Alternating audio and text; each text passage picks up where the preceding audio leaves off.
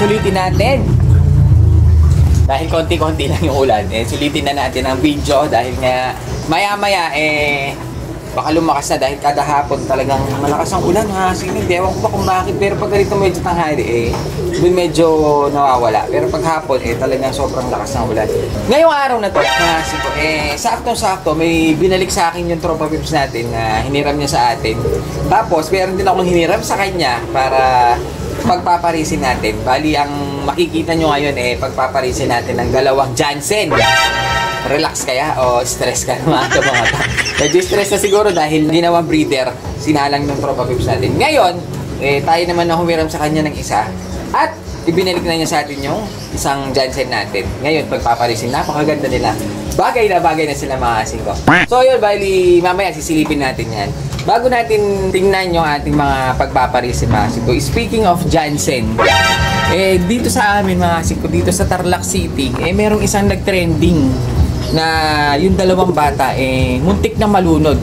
Talagang hinihinalang nalunod mga kasing ko. Dahil nga kalahating araw ata sila nawawala. Pinaghahanap sila mga kasing ko. Medyo nalungkot ako dahil nga nung pinakita sa akin ni misis ko, dahil nag-trending siya dito sa amin. Nung pinakita ni misis ko, isang kalapatids natin na naisama ko pa siya sa video, yung nawawala mga kasing ko. Bali, ang nangyari, isa't kalahating araw silang parang lumubog. Bali yung dam, meron kasing isang malaking dam dito sa may Karangyan, mga kasing ko. Nasa ilalim sila nung dam. Buti na lang, kala nila patay na.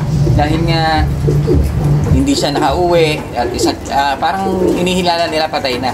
Kaya medyo nalungkot kami dahil pinakita ni misis ko. Yung isa doon, medyo namukaan ko. Medyo binatilyo na kasi. Medyo matagal na kasi yung video namin na yun. Ngayon, sinerch ko, hinahanap-hanap ko mga kasing ko yung video na yun. Hanggang sa nakakita ko, siya nga, si Jansen. Jansen kasi ang pangalan ng bata. Kasi kaya si Jansen, relax! Nakagawa po bata, oh. Yan, papipili natin siya ng isa dun sa mga nasa labas natin. Hayaan natin siya mamili kung anong gusto niya. Okay, pili ka! Tan-tan-tan! Sige, hayaan natin siya mamili dyan. Pero talaga siyang may target talaga. Kasi alam niya kung saan nakalagay yung kanyang kukunin. Huwag na makawala. Ay, magaling mamili bata. Sige. Yun, nakapili. Yan, napili ba? Yan, napakaganda ng ibon, no? Bagay na bagay, mukhang Jansen relax yan, mukhang maganda yung napili mo. Isa siyang blue check na parang saddle. Ayun, ang ganda. Kasi parang kanina pa niya tinitignan yung nag-aaral ka? Opo. Nag-aaral ka, di ba? Anong grade mo? Grade 5 po. Grade 5? Oh, yun, wala siyang pasok ngayon dahil holiday. Tumambay dito, wala siyang ginagawa. Kaya yun, nagpatulong tayo maglinis. Napakasipag na bata. Tsaka natin binigyan ng ibon. Ayan, ang ganda ng ibon mo. Tapos mga ayan, bali yan yung napili. Yan na yung gusto mo. Yan, bali yan. Bibigyan natin kay Jansen. Sakto-sakto yung itsura ng niya. Jansen relax. Pandagdag sa alaga niya. Sige, oh. Mag-aaral ka mabuti, ha? Ayun. Ngayon, nung bandang hapon na nakinabukasan mga singko, medyo naghanap-hanap sila dun sa mga butas. At nakita sila. At medyo masaya kami ni misis ko dahil nga nakita sila buhay yung dalawa. Siguruin nyo, yung magdamag na nag-uulan, na napakalamig mga singko, buhay yung bata. Yung dalawang bata, buhay. Silipin natin yung mga ibang video ng mga tropa natin na nagbibideo doon. Kuha tayo ng konting clip nila para makita nyo kung paano sila nakaligtas. Bali marami nag-volunteer, may mga taga San Vicente. Kasi yung bata, taga Mulabi ata, hindi ako nagkakamali. Yung isa San Vicente, si Jansen, alam ko San Vicente Banda dito lang yun na maliit pa siya nung na-video natin dahil matagal na yung mga singko. At sa kabutihang palad mga singko, thank you Lord at safe na safe sila. Singko, nung sila, tawag dito. Nung na-rescue sila, safe na safe. Survivor.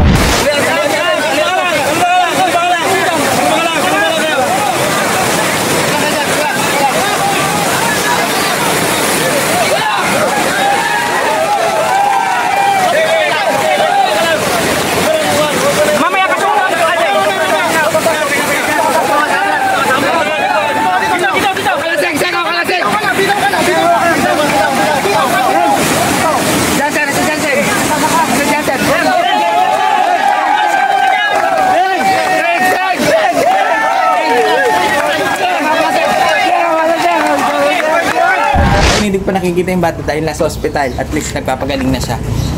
Ay, napakabuti.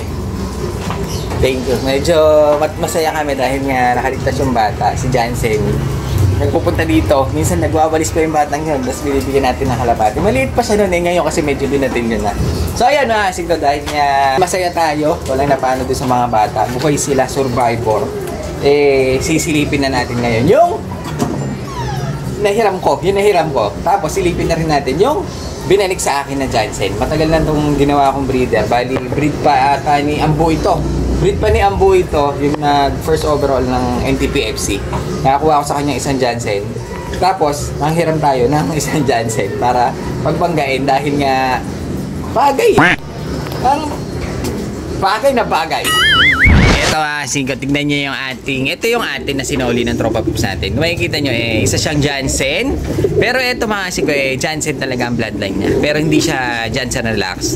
Hindi siya Jansen Relax. Jansen lang. Nagkataon lang na medyo kakulay niya yung ating Jansen, yung kay Ex Machina na Jansen Relax. Bali isa siyang blue check, white flight, tapos white top. Bali isa siyang babae. Ito yung ating hen.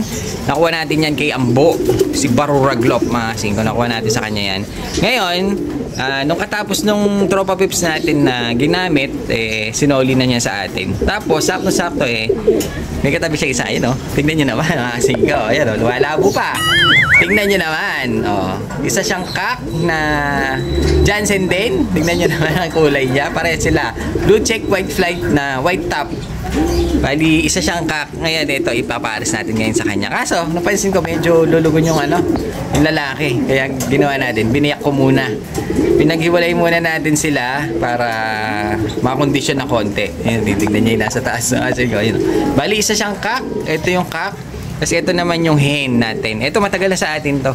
Dahil nga nung nakakuha tayo kay Baruraglop, tinabi ko tong isang hen na to. Dahil maganda yung size, maganda kulay, nagusto ko yung kulay, tsaka finisher niya ito mga singko. Commercial lang siya pero nilaro niya old bird. Bali maganda yung ibon Jansen siya pero hindi relax. Pero ito ang relax ata mga singko. Bali ito yung kak silipin nga natin. Ito yung kak mga singko, napakaganda niya. Dito tayo medyo nababasa tayo Ito kasi may bubong.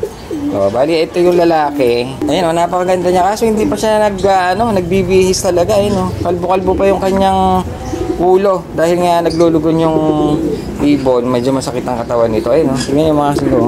Ayun medyo may tumutubo sa kanya mga katawan, sa liig, sa ulo.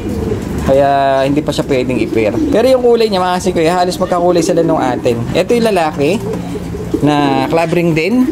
Ito ata ang Jansen Relax. Sige, pag pinagtabi natin ganyan, back to back. Parang na-excite ako kung ano yung anak niya. Pero pag ganitong back to back na mga singko, tapos nag-anak ng blue bar, o kaya puro chegat, yun ang swerte. Makikita niya, hindi pa sila magkasundo. Ngayon, magpe-pair yan dahil nga, isang kulungan lang pagitan, nagkikitaan sila. Siguro pagkatapos maglugod nitong lalaki, naglalandi na siguro tong hen natin dahil nga kaka-break lang ito Ito silipin natin yung hen natin na Jansen pero hindi relax mga singko. Kakasoli lang sa atin to. Ayan nakikita nyo. Parang nagsusubo pa siya. Meron pa siya mga pink-pink sa kanyang ilalim ng tuka. Bali ito yung ibon natin Isa siyang blue check white flight din. White top. Pareha sila ng kulay. Ito yung Jansen natin na hindi stress. Hindi rin relax. Jansen lang. Jansen lang. Pero napakaganda Maganda pa rin yung kanyang katawan yung sinoli sa atin. Yun nga lang, may marking siya na nagsubo siya. May mga pink-pink yung kanyang puti dahil puti yung kanyang bandang ulo. Nagmaman siya yung pellet siguro na ginamit ng tropa natin na patuka. Ayun hitignan natin. Mga singko, bagay na bagay sana sila kaso ayaw pa nung lalaki. Masakit pa yung katawan niya. Pero kung titignan natin, yung kak medyo light. Kumpara mo dun sa akin, medyo dark ng checkered niya pero hindi siya black check, blue check pa rin. Ngayon, hanapan natin sila ng pwesto kapag isasalang na natin. Pero ngayon, dyan muna sila. Tig-isa sila na kulungan Dito natin lalagay yung kak, dito natin lalagay yung hen. Para kung sakali, pwede na sila mag-pair. Kapag katapos maglugon nitong kak, yun nag-aaway sila. Lipat nga natin muna itong babae.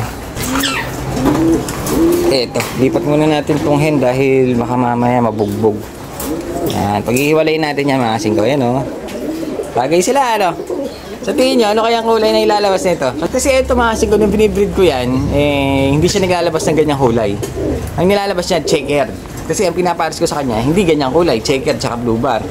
Ngayon, dahil nga magkakulay na sila nung lalaki, sana mag-anak sila ng ganyan. Parang time flyer, Jansen, hasing ko, na parang Jansen relax. Pero ito, alam ko relax ito eh. Ito, hindi. Jansen lang siya, hindi siya relax. Hindi rin siya stress dahil napakaganda niya. Tingnan niyo naman. Medyo na-stress lang siya sa atin dahil hawak tayo ng hawak eh. So ayan, bali ito hihintayin natin na bagong pairing natin.